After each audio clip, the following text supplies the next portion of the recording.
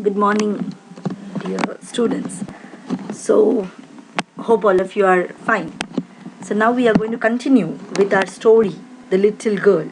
In the previous class, we learned that Little Girl is a story wherein we have a girl named Kesia who is really scared of her father. And we had explained how the relationship between the father and daughter is, wherein the daughter is really scared to present before her father. And one day, as Kezia's grandmother suggests that she has to give a gift for her father's birthday, she prepares a small cushion for him. And in preparing the cushion, she had taken up some of the papers which were there on the table next to the bed. Now let us see what happens further. That night there was a hue and cry in the house. Hue and cry in the sense an angry mood in the house. Father's great speech for the Port Authority had been lost. Rooms were searched, servants questioned. Finally mother came into Kezia's room. Kezia, I suppose you didn't see some papers on a table in our room. Now, by the time what happened, a very important speech prepared by father was lost. Everywhere it was searched, nowhere it was to be found. Now mother comes to Kezia and asks her, did you see some papers in our room? Oh yes, she said. I tore them up for my surprise. So she says, yes, I found them, but I was planning a surprise gift for father, so I tore it. What? Screamed mother. Come straight down to the dining room this instant. She says, come immediately with me to the dining room. And she was dragged down to where father was pacing to and fro, hands behind his back. Now father is walking up and down, worried about the speech papers. Well, he said sharply. Mother explained. He stopped and stared at the child. Did you do that? No, she whispered. Mother, go up to her room and fetch down the damn thing. See that the child's put to bed this instant. Then he tells to take the girl to the room and make her sleep. Crying too much to explain, she lay in the shadowed room watching the evening light made a sad little pattern on the floor. Then father came into the room with a ruler in his hands. Now the girl is taken to the bedroom. There she is just trying to sleep. She's crying. And by the time father is back to her with a scale in his hands, a ruler in his hands. I'm going to beat you for this. Then he says, I'll be beating you for this. You should get a punishment because you have done a mistake. Oh no, she screamed, hiding under the bedclothes. Now she is just putting her blanket and telling, no. He pulled them aside. Now he just pulls away the blankets. Sit up, he ordered, and hold out your hands. You must be taught once for all not to touch what does not belong to you. Now father says, you have done a mistake. Take out your hands. Show me your hands. Let me beat you. But it was for your birthday. Then she says, but father, it was for your birthday. Down came the ruler on her little pink palms. Her father beats her with the ruler. Hours later, when grandmother had wrapped her in a shawl and rocked her in the rocking chair, the child clung to her soft body. Now, grandmother comes there. Usually when there is a fight happening at home or your parents are really angry with you, it is your grandparents who come to your rescue. So grandmother comes there and she just takes the child, nicely cuddles her, and the girl is just hugging her grandmother. What did God make fathers for? She sobbed. Now the little girl is thinking, why are fathers made? Fathers should not be there. Here's a clean hanky, darling. Blow your nose. Go to sleep, pet. You'll forget all about it in the morning. I tried to explain to father, but he was too upset to listen tonight. Then grandmother is telling to the granddaughter, don't worry, my dear child. You just go to bed. You sleep. You'll forget everything. I tried to explain to your father, but nothing happened. But the child never forgot.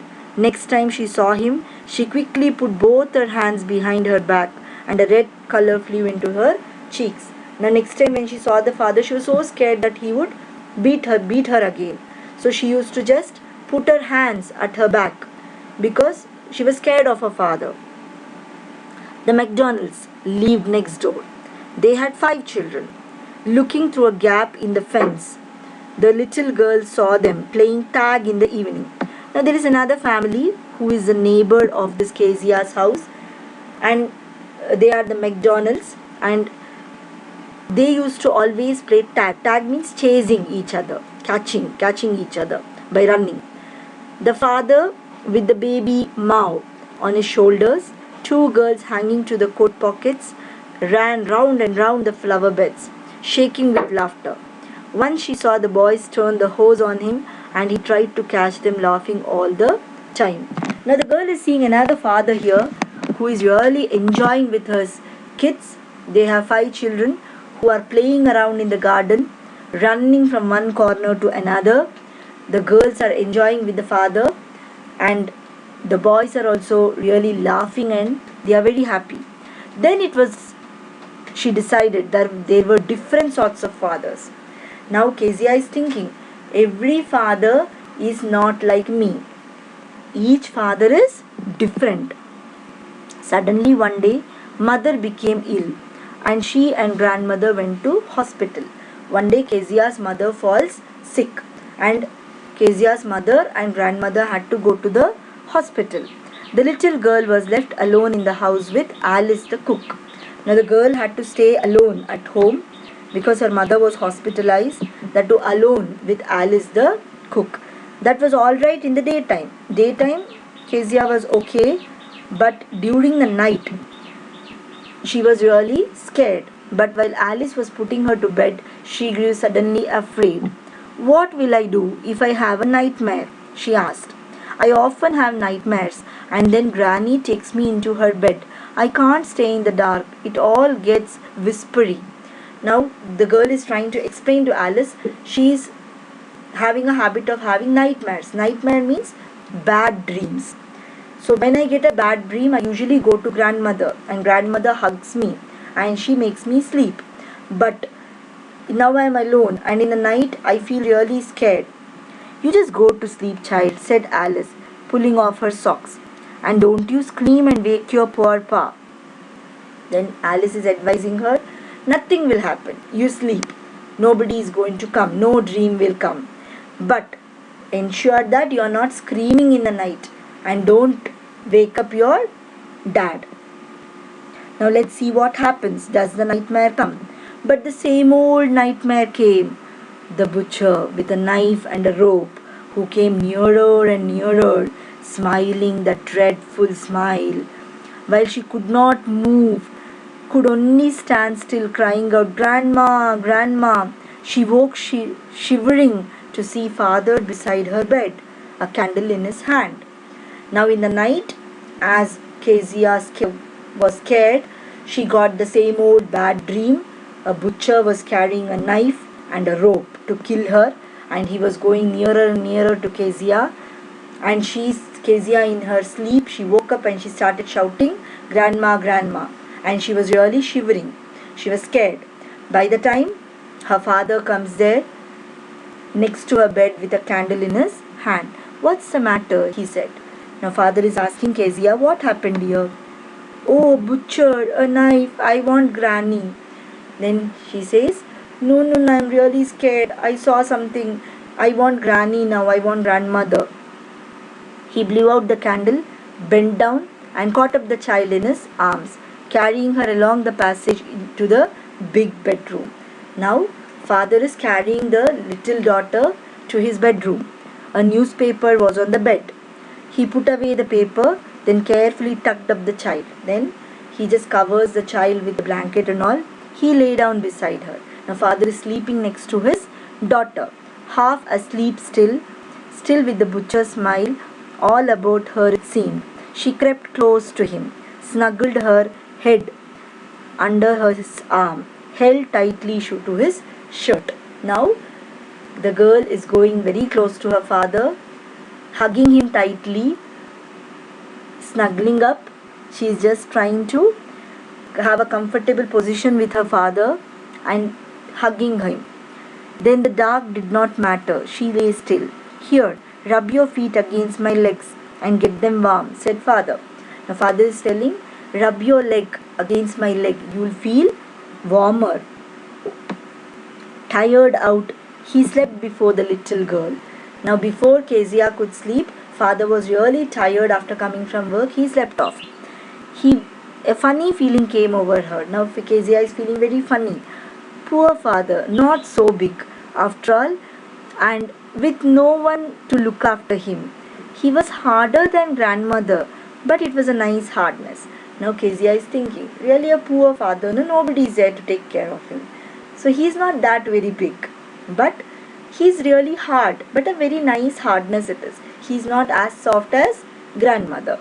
And every day he had to work and was too tired to be a Mr. McDonald. And every day father goes to work outside. He daily works very hard and he cannot be Mr. McDonald. She had torn up all his beautiful writing. Then she thinks, I had torn up all father's beautiful speech. She stirred suddenly and sighed. Then she is just turning here and there and she's just making a sound. What's the matter? Asked her father. Another dream?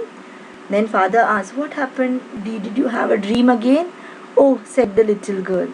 My head's on your heart. She says, my head is on your heart. I can hear it going. What a big heart you have got. And she says, her father, what a big heart you have got, father dear. So this is how Kezia becomes close to her father at the end of the story. A really nice one, isn't it, my dear children? It's written by Catherine Mansfield. Now this completes your lesson, The Little Girl. I will be sending you the notes for the same. The notes has to be written in your English notebooks and submitted once the school reopens. Everybody should ensure that you copy down the notes and read the lesson. The PDF file is already sent to you. Go through the lesson. If you have any doubts, you can message me or call me. I'll be clearing the doubts for you. I hope you have understood the lesson. Read it and also write down the notes. Fine. So we'll have the next lesson in the next video. Thank you, my dear children.